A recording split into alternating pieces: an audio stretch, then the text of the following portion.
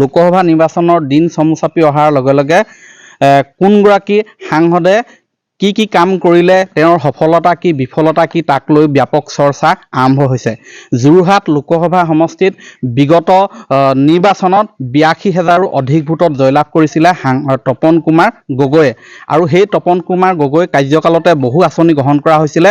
তাৰে কিছুমান সফল হৈছে যদিও কিন্তু বহু আঁচনি ফ্লপছত পৰিণত হ'ল, যাৰ বাবে বৰ্তমান তাক লৈ প্ৰশ্ন উত্থাপন হৈছে। এখন আঁচনি লৈছিলে অটল জ্যোতি যোজনা, সেই কেন্দ্ৰীয় চৰকাৰে ৰূপায়ণ কৰিছিলে সেই আঁচনি, আৰু সেই অনুসৰি যোৰহাট লোকসভা সমষ্টিটো এই আঁচনি জোৰদাৰ সেই সময়ত আচলতে কাৰ্যক্ষম কৰিছিলে। কিন্তু দেখা গ'ল যে এবছৰ দুবছৰ পিছতে সেই আঁচনি ফ্লপছত পৰিণত হ'ল। মই বৰ্তমান উপস্থিত আছোঁ শিৱসাগৰৰ জিলাৰ বেতবাৰী মৌজাত। দৃশ্য দেখুৱাইছোঁ শিৱসাগৰ, বেতবাৰী, দিচাংমুখ, কোঁৱৰপুৰ মৌজা, এনেধৰণৰ বিভিন্ন প্ৰান্তত যিবিলাক আচলতে অটল জ্যোতি যোজনাৰ অধীনত যিবিলাক ছ'লাৰ লাইট সংস্থাপন কৰিছিলে, সেই লাইটসমূহৰ বৰ্তমান অৱস্থা এয়া। ক'ৰবাত যদি লাইটসমূহ ৰাস্তাৰ পৰা আচলতে ৰাতিত খাৱৈত পৰি আছে, ক'ৰবাত কোনোবাতো ছ'লাৰ যিখন বৰ্ড আছিলে সেই বৰ্ডখনেই নাই, ক'ৰবাত মাহৰ পিছত মাহ ধৰি বিকল হৈ আছে ছ'লাৰ লাইটসমূহ, আৰু ক'ৰবাত এনেধৰণে উঘাল খাই পেলাই থৈ দিয়া হৈ আছে। এই ধৰণে আচলতে লাখ লাখ টকা অপচয় কৰা হ'ল শিৱসাগৰ জিলাত।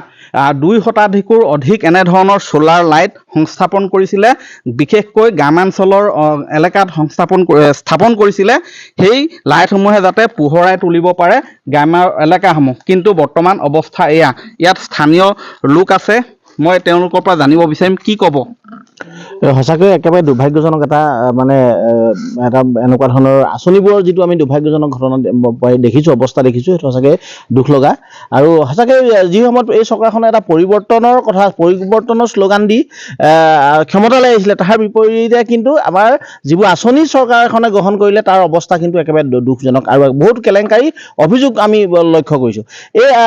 যেনেকৈ যি ধৰণে অসমত এই চৰকাৰখনে বহুত আঁচনি আনিছিলে যিবোৰ ফ্লপছলৈ পৰিণত হৈছে, তাৰ এটা উদাহৰণ হৈছে অটল জ্যোতি এই যিটো যোজনা। তাতে তপন গগৈ সাংসদজন ক্ষমতালৈ আহিয়ে এনেকুৱা ধৰণৰ এই যোজনাখন শিৱসাগৰ জিলাখনৰ লগতে গোটেই অসমতে এই যোজনাখন প্ৰয়োগ কৰিবলৈ চেষ্টা কৰিছিলে। তাতে শিৱসাগৰত যথেষ্ট লাইট দিয়া হৈছিলে, কিন্তু ইয়াত আজি 99% লাইটৰ অৱস্থা যিটো দেখিলে সেইটো সঁচাকৈ দুখ লগা। আৰু ইয়াৰ নামত আচলতে এইবোৰ সঁচা অৰ্থত অসমখন বা শিৱসাগৰখন বা গাঁওখন পোহৰাৰ স্বাৰ্থত এইবোৰ আচলতে লাইটবোৰ দিয়া নাছিলে।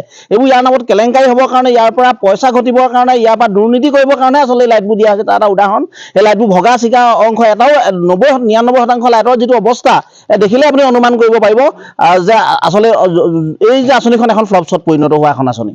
আপুনি ইয়াৰ স্থানীয় বাসিন্দা? এই লাইটটো কেতিয়াৰ পৰা নজ্বলা হৈ আছে?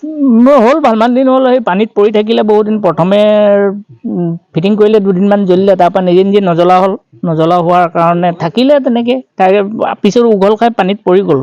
কিয় পৰিলে বুলি ভাবে?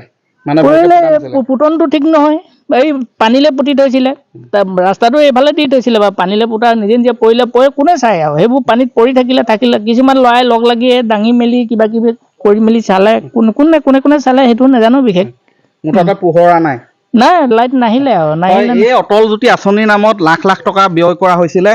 শিৱসাগৰ জিলাতো যোৰহাট লোকসভা সমষ্টিত ব্যয় কৰা হৈছিলে, কিন্তু অৱস্থা এয়া। মই ইয়াত স্পষ্টকৈ লিখা আছে অটল জ্যোতি যোজনা।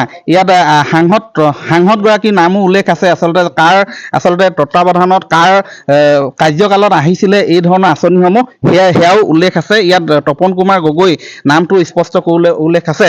গতিকে এনেধৰণৰ আচলতে লোকসভা নিৰ্বাচনৰ দিন চমু চাপি অহাৰ লগে লগে সেয়ে পুনৰ ৰাইজে প্ৰশ্ন উত্থাপন কৰিছে, এই আঁচনিসমূহ আচলতে বাস্তৱত কিয় সঠিকভাৱে ৰূপায়ণ নহ'ল, সেয়া ভোটাৰ ৰাইজে আচলতে প্ৰশ্ন উত্থাপন কৰিছে। অনাগত সময়ত লক্ষণীয় হ'ব, এই সন্দৰ্ভত কি বিবেচনা কৰিব ৰাইজে, সেয়া সময়ে ক'ব।